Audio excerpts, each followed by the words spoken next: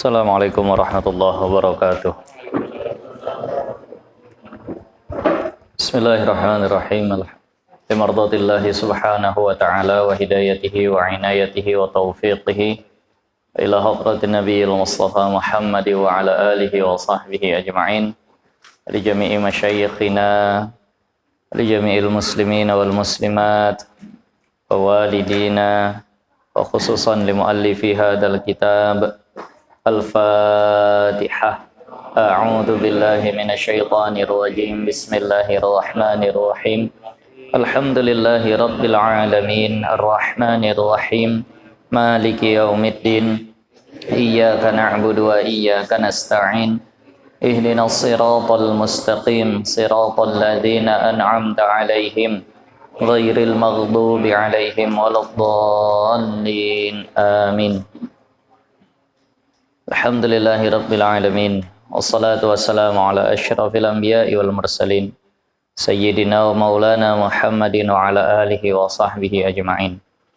Amma ba'du, rabbi yassir wa la tu'assir, rabbi tamim bi khair.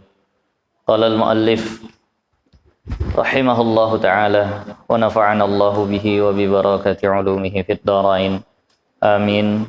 Thumma qala Allahumma hidayatan lis-shawab ya rabbal alamin. InsyaAllah kita sambung kajian kita dengan kitab Minhajul Abidin, masih tentang pembahasan batasan-batasan atau had yang wajib diketahui oleh setiap orang yang mukallaf, yang beriman pada ilmu-ilmu yang dituntut. Awalnya kita sudah tahu bahwasannya ilmu yang wajib dituntut adalah tauhid, tasawuf, dan fikih. Dan sudah kita bahas apa saja yang wajib diketahui dalam ilmu tauhid. Kita harus tahu bahwasannya kita punya Tuhan, yaitu Allah, dengan segala sifat kesempurnaan, dan bersih dari segala sifat kekurangan. Allah itu Esa, Allah beda dengan yang baharu, Allah itu Qudrah, Iradah, Sama, Basar, mengetahui secara ijmal. Sudah, itulah yang harus diketahui. Dan juga mengetahui apa yang wajib pada diri Rasul dan apa yang mustahil pada diri Rasul. Nah, sekarang kita masuk di halaman 13, 2 baris dari bawah. Dan adapun had, batasan yang tertentu, fardu daripada ilmu sir, artinya batasan fardu ain dalam ilmu tasawuf. Ilmu tasawuf artinya bahasa lainnya adalah ilmu sir. Nah, kalau kita belajar tasawuf, apa yang harus dipelajari? Yaitu mengenal bagi yang mewajibkan dia. Artinya mengenal yang harus dilaksanakan dalam ilmu tasawuf.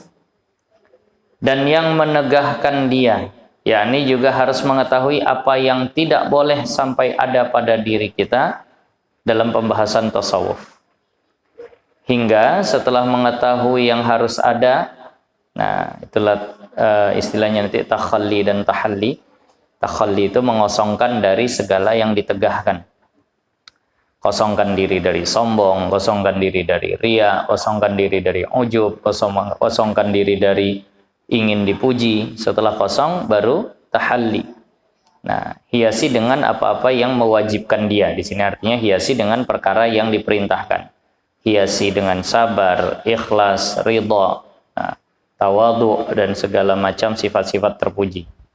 Sehingga ketika itu sudah kita laksanakan, hasillah bagimu kebesaran Allah, atau membesarkan akan Allah. Sehingga kita bisa betul-betul membesarkan akan Allah. Karena memang semua sifat-sifat tercela itu membuat kita nggak bisa membesarkan Allah dengan sebenar-benarnya. Kalau orang masih punya sifat sombong, berarti dia masih lihat dia itu punya nilai. Dia masih lihat dia itu punya kadar, punya derajat. Padahal Allah lah yang maha tinggi, hanya Allah yang boleh sombong. Jadi kalau sombong, kalau orang masih sombong nggak akan bisa membesarkan Allah dengan sebenarnya. Kalau Allah masih suka dipuji, masih suka riya, kalau orang masih suka dipuji, masih suka riya, berarti dia memang merasa bahwa pujian itu baginya. Sementara alhamdulillahirabbil alamin, segala puji bagi Allah, artinya pujian orang ke dia pun itu baliknya ke Allah. Makanya orang yang masih ada kotoran di hatinya nggak akan bisa utuh dalam membesarkan Allah. Kalau ini sudah bersih, maka akan hasil membesarkan Allah dengan benar. Dan niat di sini maksudnya niat yang baik. Nah, kalau hatinya sudah bersih, maka niatnya pun akan baik, akan bersih juga. Dan ikhlas, begitu juga bisa terhasil ikhlas baginya.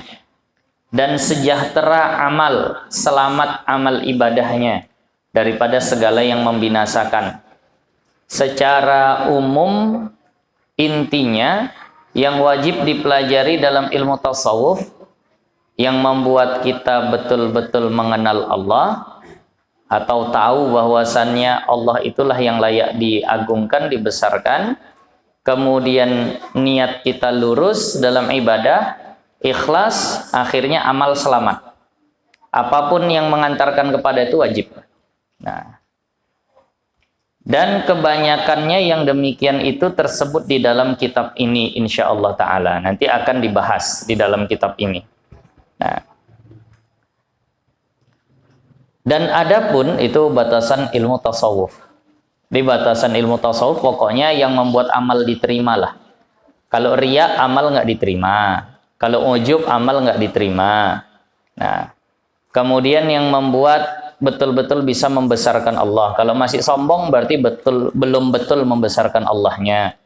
Yang membuat niat itu lurus. Nah, kalau masih ingin dipuji berarti belum betul niatnya. Nah, karena niatnya masih ingin dipuji orang. Nah, maka yang semua yang seperti itu dihindari. Sehingga bisa terhasil ikhlas, lurus niat, selamat amal. Nah, intinya itu secara umum yang harus dipelajari dalam ilmu tasawuf. Tapi rinciannya nanti akan begitu panjang. Nah, dan adapun had barang yang wajib yang dituntut daripada ilmu syariat. Sekarang masuk ke ilmu fikih pula. Kalau kita belajar ilmu fikih, yang wajib dipelajari itu mana? Maka tiap-tiap barang yang tertentu atasmu wajib berbuat akan dia. Maka setiap amal yang wajib kita lakukan, maka ilmunya pun wajib kita pelajari, wajib kita ketahui. Setiap orang wajib sholat, maka ilmu tentang sholat itu harus dipelajari. Nggak ada yang boleh sampai tidak mengetahui tentang sholat. Harus tahu semua tentang sholat. Nggak ada pengecualian tuh kalau sholat. Nah, maka fardu atasmu mengetahui akan dia, supaya kamu menunaikan dia. Apa contohnya? Kalau ini semuanya nih kena. Seperti bersuci, wudhu, mandi wajib, bersuci dari najis. Nah, tentang tayamum mungkin kalau seandainya nanti nggak ada air. Nah, ini wajib semua nih. Maka, kalau ada orang masih nggak betul wudhunya, tapi dia nggak duduk mengaji tentang wudhu, berdosa. Maka sebenarnya berapa banyak orang-orang di luaran sana yang memang berdosa hari-harinya. Kenapa? Wudhu belum ngerti tapi nggak mau ngaji. Mandi wajib nggak paham tapi nggak mau ngaji. Nah, ini makanya ini mendesak. Kalau masalah toharoh, bersuci, berwudu, mandi wajib, ini sifatnya mendesak. Kenapa? Karena tiap hari harus wudu untuk sholat. Kalau seandainya ada pengajian, sementara dia belum ngerti tentang wudu nih, lalu ada pengajian tentang wudu, dia nggak datangi, berdosa tuh saat. Kenapa? Karena ini sifatnya mendesak. Mungkin kalau haji agak bertempo. Mungkin kalau zakat agak bertempo. Tapi kalau untuk masalah wudhu, ini mendesak. Maka siapapun yang belum mengerti tentang wudhu tapi nggak belajar tentang wudhu, berdosa. Nah, kalau sudah, alhamdulillah. Nah, Dan memang masih banyak betul, nggak tahu, apalagi akhir zaman ini. Kalau nggak percaya, yang guru-guru sekolah lah. Mungkin yang punya anak didik, guru-guru sekolah. Itu ya mayoritas murid kita mungkin Islam. Guru SMA, guru SMP. Coba tanya, rukun wudhu berapa? Insya Allah kalau rukun wudhu mudah-mudahan masih terjawab lah. Walaupun mungkin separuh lah yang bisa jawab. Sebutkan ini, dan ini. Ayo. Yang pertama niat, kapan berniatnya? Mulai berkurang tuh, 1/4 nanti yang tahu. Nah, basuh wajah, batasan wajah yang wajib dibasuh mana? Makin sedikit lagi tuh, 1/8 paling yang bisa jawab. Kemudian nanti sudah selesai itu tanya, perkara yang batalin wudhu ada berapa? Insya Allah nggak ada yang angkat tangan tuh. Kalau udah ditanya, perkara yang membatalkan wudhu ada berapa? Nah, minta jumlah gitu. Berapa? Udah nggak ada yang angkat tangan. Karena udah saya uji itu memang. Saya dulu ngajar di Madrasah Aliyah. Madrasah Aliyah Negeri.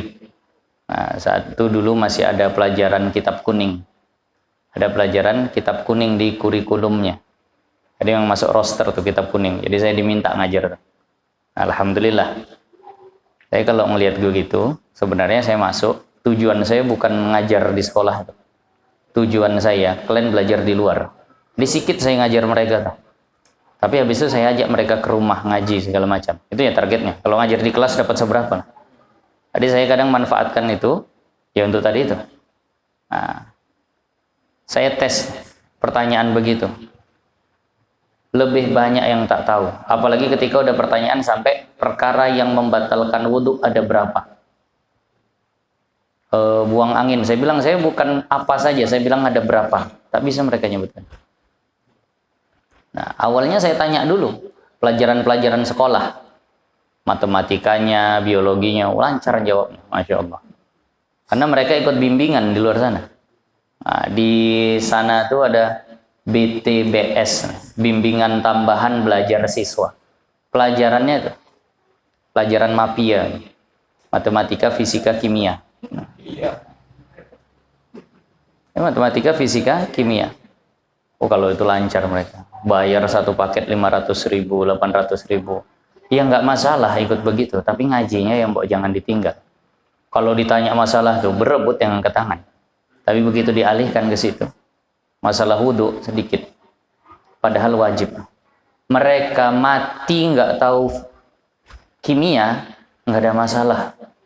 Mereka mati nggak tahu fisika, nggak ada masalah. Tapi mereka mati nggak pandai wudhu, wah ini masalah besar. Mereka mati nggak tahu mandi wajib, ini gawat. Makanya itu saya sadarkan sama mereka. Kenapa bisa kalian begitu kuasai satu ilmu yang prakteknya sebulan sekali pun belum tentu. Fisika kimia itu prakteknya entah kapan. Lalu kalian lalai dengan satu ilmu yang prakteknya sehari sampai 5 kali bahkan lebih. Nah, dengan begitulah mungkin mereka tersadar. Akhirnya ketika yang mau ngaji datang ke sini baru datang. Nah, ini anak-anak kita jangan sampai tak tahu yang seperti ini. Nah, maka dari sebelum dia wajib sholat itu sudah harus diajari tentang tata cara sholat. Jangan udah baligh, udah wajib sholat baru mulai belajar. Kesalahan masih banyak nanti. Makanya ketika Rasulullah katakan muru sibyanakum bis shalah wa huwa ibnu sab'in, suruhlah anak kalian untuk sholat ketika usianya 7 tahun. Bukan sembarang nyuruh sholat saja. Kita udah baca kitab Fathul Mu'in tuh. Nyuruh sholat artinya nyuruh sholat dengan benar. Berarti diajari juga wudhunya, diajari juga bacaannya, diajari rukun-rukunnya. Nah, bahkan dalam kitab Fathul Mu'in dikatakan seandainya terlewat, wajib nyuruh dia untuk mengqadhanya. Karena begitu ketentuannya. Nah, jadi makanya usia 7 tahun bukan ngajar sholat, dah sholat itu wudhu dengan benar. Begitu dia di usia baligh 14 atau 15 tahun, dia udah terbiasa dengan itu. Jadi udah lepas fardu ainnya ketika dia sudah fardu untuk melaksanakan. Jangan baru mulai ngajinya di usia 15 tahun. Itulah yang banyak bapak-bapak menggeleng tepuk jidat. Wah, kenapa Pak? Salah saya selama ini. Itu kenapa mulai ngajinya ketika sudah wajib sholat? Dari sebelum wajib sholat, itu orang tuanya sudah wajib suruh. Karena Rasulullah tahu belajar itu nggak sebentar. Nggak instan. Nah, lama prosesnya. Begitu balik, dia sudah bisa ibadah dengan benar. Nah, jadi alhamdulillah kalau sekarang ini lagi marak pondok tahfiz untuk Al-Fatihah, mudah-mudahan lah udah pada ditahsin anak-anak itu sebelum usia balighnya. Tapi bukan hanya itu saja syarat sah salat, rukun salat. Masih ada wudunya, masih ada hal-hal yang lain. Nah, maka di sini contohnya bersuci. Itu setiap orang wajib pelajari. Bawa anak gadisnya, bawa anak lajangnya. Lagi masih bisa nurut, teruslah dibawa. Nah, masih mau dia dengarkan cakap kita, arahkan terus ke agama. Arahkan terus ke agama. Nah, jangan biarkan dia dipengaruhi oleh kawan-kawannya. Kalau udah kena ke kawan yang nggak tepat, berat kali badan untuk ke agama. Nah, ini mumpung cakap kita masih didengar, langsung bawa. Nah, ayo mengaji, ayo mengaji. Nah, ayo belajar.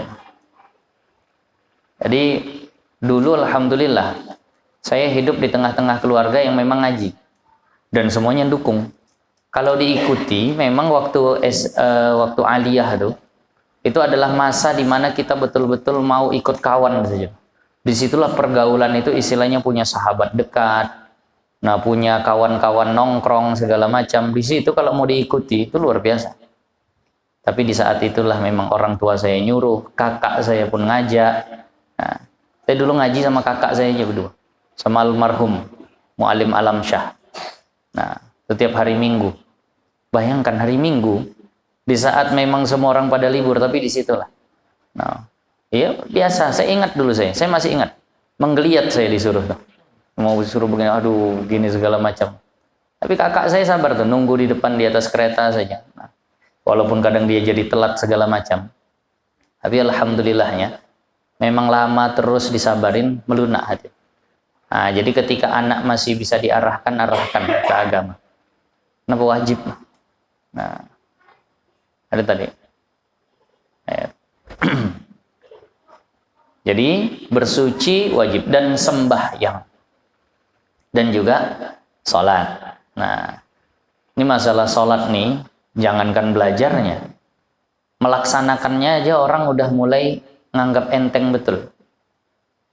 Banyak orang Islam yang udah merasa sholat tuh ya kapan mau sholat. Tak sholat adalah memang begitu. Parah. Al-Imam Jalaluddin As-Suyuti mengatakan ada 4 sebab seseorang itu bisa su'ul khatimah. Mati dalam keadaan buruk. Su'ul khatimah ini ada yang sedang, ada yang parah. Yang sedang su'ul khatimah itu mati dalam keadaan bermaksiat. Lagi joget di atas panggung keyboard, mati, su'ul khatimah. Lagi pegang kartu di warung-warung, mati, itu su'ul khatimah. Nah, pokoknya lagi maksiat, itu su'ul khatimah. Buruk, tapi masih ada yang lebih buruk. Su'ul khatimah paling buruk adalah mati dalam keadaan imannya lepas. Na'udzubillah. Mati dalam keadaan iman terlepas. Na'udzubillah. Nah,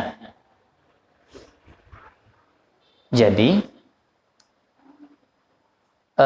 kata Imam Jalaluddin As-Suyuti, 4 perkara itu yang pertama adalah tahawun anis shalah, menganggap enteng sholat. Orang yang sepele sama sholat, tidak. Itu dikhawatirkan matinya su'ul khatimah. Nah, sholat ini jangan sampai tinggal. Mau sebandit apapun tetap sholat. Nah, mau sebandit apapun tetap sholat. Nah, ada kisah seorang wali yang awalnya adalah seorang begal, jadi tetap sholat. Ketika begal tapi tetap sholat. Akhirnya dengan itu mungkinlah, karena sholat yang benar itu akan tanha anil fahsya'i wal munkar, mencegah dari perbuatan keji dan mungkar, akhirnya taubat jadi waliullah. Nah, Yang kedua kata Imam Jalaluddin As-Suyuti yang menyebabkan su'ul khatimah adalah uququl walidain. Durhaka sama orang tua. Durhaka sama orang tua.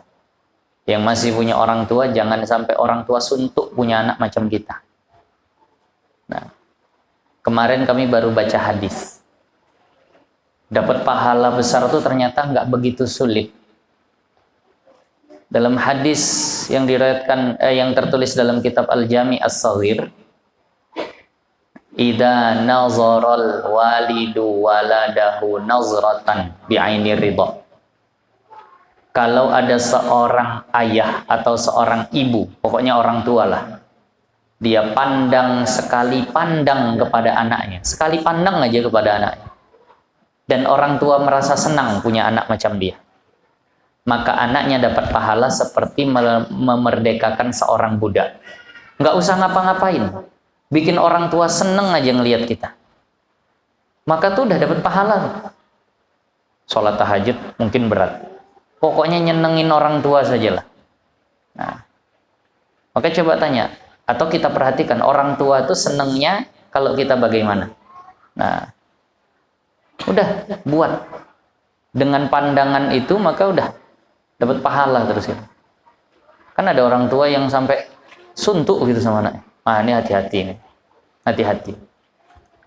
Kenapa? Karena Imam Jalaluddin As-Suyuti katakan durhaka sama orang tua itu menyebabkan su'ul khatimah. Nah, senengin orang tuanya. Nah, sekali pandang aja, apalagi kalau udah punya anak. Saya udah banyak lihat pengalaman punya anak kena narkoba. Itu orang tua mending nggak usah jumpa, jangankan nengok. Kenapa? Jumpa pasti minta duit, nggak dikasih marah-marah. Saya kenal beberapa orang yang anaknya kena narkoba. Udah, mending dia tak usah pulang, begitu loh Pak. Cemana mau nengok dengan pandangan ridho? Jumpa saja udah malas. Itu kalau orang tua udah begitu sama kita, na'udzubillah. Nah, kalau udah begitu, na'udzubillah. Kalau orang tua masih nelpon kita, kapan kau datang? Nah, itu masih alhamdulillah. Berarti masih senang orang tua. Masih pingin jumpa sama kita. Nah, makanya yang masih punya orang tua lah. Nah, buat senyum orang tuanya, senengin orang tuanya. Nah, buat bangga nggak masalah lah bahasanya, buat bangga orang tuanya. Yang ketiga kata Imam Jalaluddin As-Suyuti yang bikin su'ul khatimah itu ghasyul mu'min, nipu orang beriman. Menipu orang beriman, melarikan uangnya, nah, atau yang lain lah pokoknya dengan segala bentuk penipuan. Nah, kan banyak sekarang bentuk penipuan. Semenjak udah ada handphone nih makin banyak lagi orang nipu. Kalau dulu orang nipu malu, kenapa? Mukanya nampak. Sekarang udah ada handphone, dia bisa nipu tanpa memperlihatkan wajahnya. Nah, tiba-tiba nelpon, anak ibu ada di kantor polisi nih, begini segala macam, udah panik orang tuanya. Pada mau nipu aja. Kalau dulu langsung kan takut ketahuan. Sekarang dengan handphone tadi. Ini kalau yang sering-sering begini, ini menyebabkan su'ul khatimah, kata Imam Jalaluddin As-Suyuti. Yang terakhir adalah syurbul khamri, minum khamar. 4 nih kalau bisa jangan sampai terbuat. 4-4-nya dosa besar. Sehingga kalau pelakunya dikhawatirkan bisa meninggal dalam keadaan su'ul khatimah. Nah, jadi dijaga. Sembahyang jangan dianggap enteng. Mempelajarinya pun jangan dianggap enteng. Nah, apalagi rukun sembahyang, udah payah tuh jauh. Nah, seandainya standar dinaikkan, mungkin pada rajin orang. Tiap ada calon mantu yang mau datang meminang, pertanyaannya itu, aduh, berapa rukun sholat, berapa, nah, perkara yang batalin wudhu, perkara bunuh. Akhirnya sebelum dia menikah, belajar dulu betul-betul. Kalau dibuat standar gitu baru mungkin orang. Nah, kalau jumlah insya Allah bisa. Berapa rukun sholat? 13. Sebutin satu persatu. Wah, itu baru mulai. Bertukar-tukar sudah. Jarang yang lulus lah. Nah, kalau seandainya ditanya, ini minta izin. Jangankan yang nggak ngaji ya. Kadang yang ngaji aja pun bertukar-tukar. Ya selama amalnya betul insya Allah masih sah. Karena ini modalnya hafalan. Tapi yang maunya bisa lah. Kita yang ngaji ini maunya baca rukun sholat itu atau nyebutin rukun sholat itu lancar betul lah. Nah, kalau kayak anak SD bacain Pancasila tuh, kalau bisa begitu. Berapa rukun sholat? 13. Apa saja? Niat, berdiri, takbiratul ihram, baca Fatihah, ruku, i'tidal, sujud, duduk antara dua sujud, duduk tasyahud akhir, baca tasyahud akhir, baca salawat, salam, tertib, dah beres. 13. Nah, yang kadang masih ketukar-tukar. Nah. Dan puasa pun mesti. Nah, puasa pun mesti. Nah, itu habis puasa, dannya itu diganti. Diganti dengan adapun. Cocoknya soalnya adapun itu. Kan habis puasa dan haji itu kan. Nah, itunya diganti itu, dannya. Adapun haji, bagusnya begitu. Karena saya rujuk di kitab asal Arabnya. Bagusnya adapun. Kenapa? Karena ini hukumnya agak beda. Adapun haji dan perang sabilillah dan zakat, nah, yang tertentu atasmu fardunya, nah itu hadnya digantilah itu bahasa. Adapun haji dan perang sabilillah dan zakat yang tertentu atasmu fardunya, wajib atasmu belajar. Nah, kalau untuk haji, untuk jihad, perang sabilillah, jihad sama zakat, ini yang wajib belajar, yang wajib ngamalin. Nah, kalau dia orang miskin, nah, jangankan naik haji, naik angkot aja payah. Nah, apalagi naik haji. Nah, kalau begini, nggak wajib dia belajar haji. Nah, zakat, nggak wajib juga dia zakat. Perang sabilillah, apalagi kayak kita nih, belum tertentu, belum fardu ain bagi kita. Maka ini belum wajib sama kita. Kalau sudah wajib, misal udah punya duit, apalagi udah daftar, nah itu wajib tuh, belajar. Walaupun sekarang daftar berapa tahun antri? 20. Ya Allah ya Rahman. Bapak yang punya duit banyak, lahir anak, daftarkan haji. Nah, nanti 20 tahun lagi dia baru berangkat. Umur 40 daftar haji, ya Allah, umur 60 baru berangkat. Itu sekarang. Kalau nanti nggak tahu lagi kapan.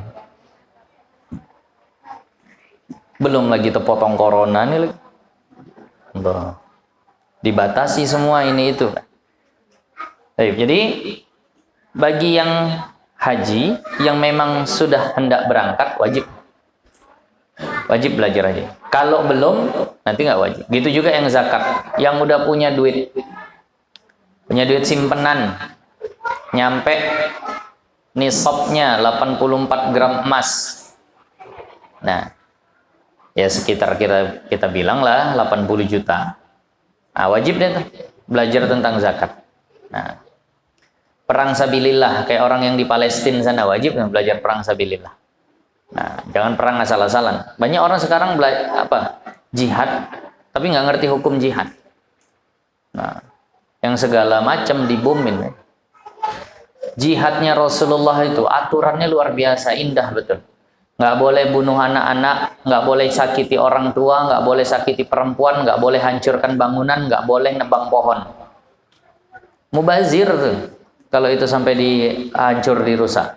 Perangnya orangnya, itu pun yang muda-muda, yang berpotensi menyakiti. Kalau kayak anak-anak nggak ada potensi menyakiti, jangan. Perempuan jangan. Orang lanjut usia jangan.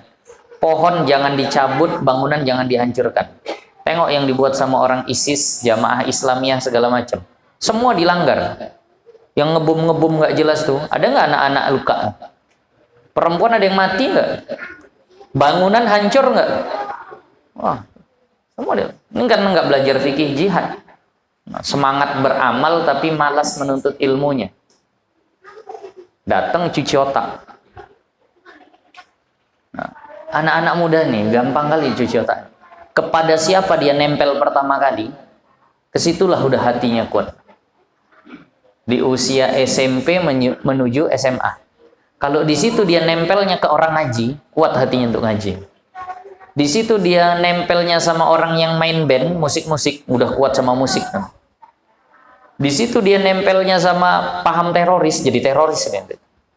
Nah, karena di situ memang yang apa bahasanya, yang masih segar otaknya, masih betul-betul mencari.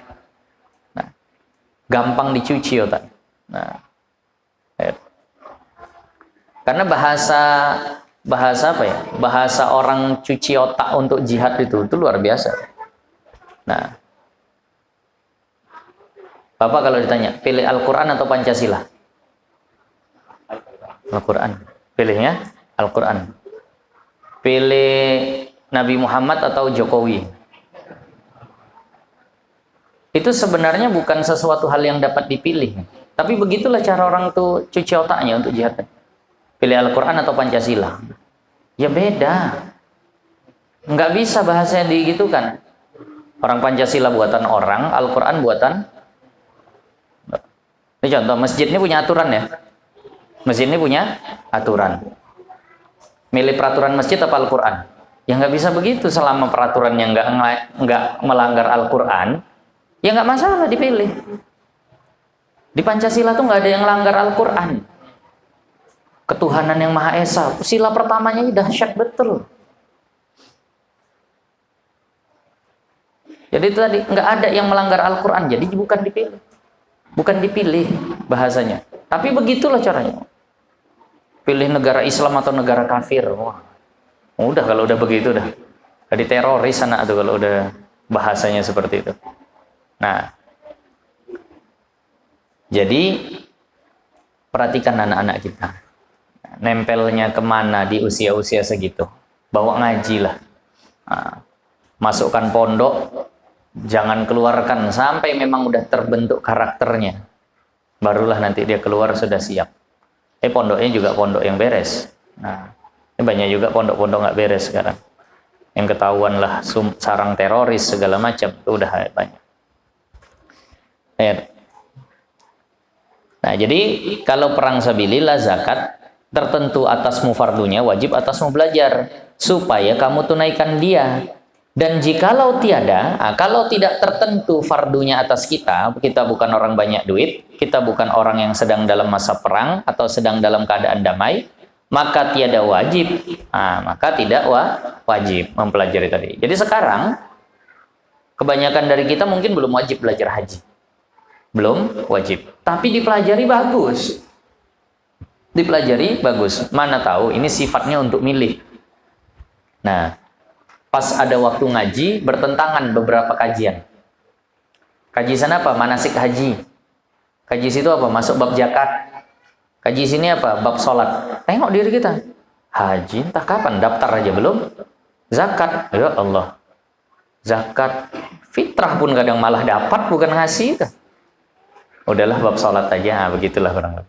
Kenapa? Karena memang belum wajib. Maka inilah had atau batasan. Had itu artinya batasan. Maka inilah batasan barang yang lazim. Hamba menghasilkan dia daripada ilmu. Tak dapat tiada. Tak dapat tiada artinya mesti. Dan tertentu fardunya. Fardu ain. Sekira-kira tak dapat tiada daripada yang demikian itu. Artinya mesti harus dituntut. Nggak ada tawar-menawar lagi. Masalah kalau untuk tauhid, kenali Allah, jangan sampai terjerumus kepada akidah yang salah. Nah, nanti akan dituliskan di sini. Matan Umul Barohin itu udah cukup lah. Matan Umul Barohin itu udah cukup. Bahkan kayaknya di situ pun masih ada beberapa yang sifatnya nggak fardu ain tuh. Di Matan Umul Barohin itu ada beberapa yang sifatnya tidak fardu ain. Agak dalam dia tuh. Ada lagi yang lebih tipis mungkin dari itu dah. Kadang buku-buku madrasah ibtidaiyah itu untuk i'tiqad adalah.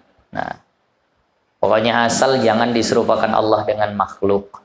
Nah, asal jangan mensifati Allah dengan sifat yang tak layak. Nah, asal meyakini bahwasannya Allah itu segala sifat kamalat ada pada dirinya. Nah, Esa beda dengan baharu. Nah, punya sifat kamalat. Kesempurnaan. Kalau tasawuf tadi, ibadah bisa ikhlas. Nah, jangan sampai ada yang besar selain Allah. Nah, amal sah diterima secara tasawuf. Kalau fikih inilah, toharoh sembahyang. Puasa.